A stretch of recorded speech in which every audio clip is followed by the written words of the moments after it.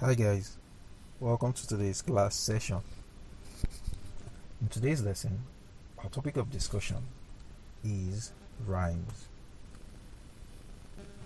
A rhyme is a repetition of similar sounds in two or more words.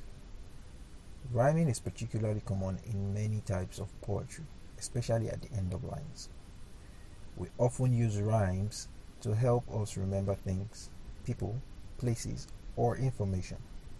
Since the words sound the same and you are repeating the same noises, you remember rhyming words easier than words that do not rhyme. Poetry often uses rhyme because rhymes, or words that rhyme with each other, often sound better together. Rhymes are easier to say and often go with poems perfectly. Most of the time, we do not have any trouble remembering the words, and this is often because the words rhyme and sound alike when you say them. Let's look at some examples. Here are a few words with corresponding words they rhyme with.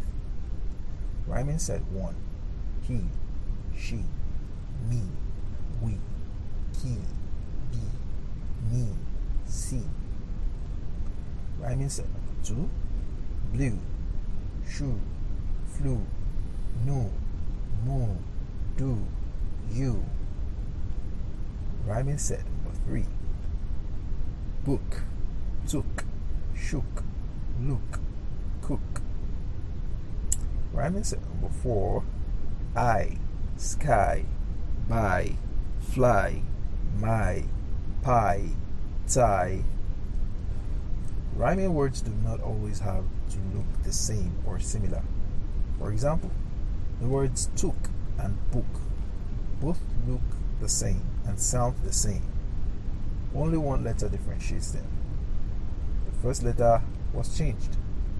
We need to remember that many rhyming words look the same, but they do not always have to look the same. You can see that the words sky and pie do not look the same. In fact, they do not even share any of the same letters. However, they sound similar when you say them out loud.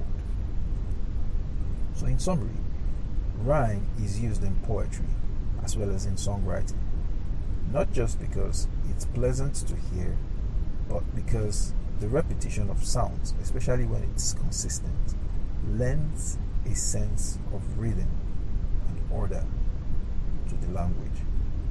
Contrary to what many people think, words do not have to share perfectly identical letters or sounds in order to qualify as a type of rhyme.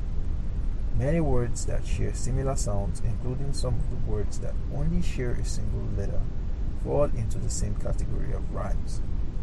Poems that use rhymes at the end of each line often do so according to a predetermined pattern. That draws us to the end of today's class session. I hope you found it easy to relate to it. Do take the exercises and send them to our email address. If you do have any questions, feel free to drop them in the comment section or send us an email as well. See you on the other side. Do have a lovely day. Bye.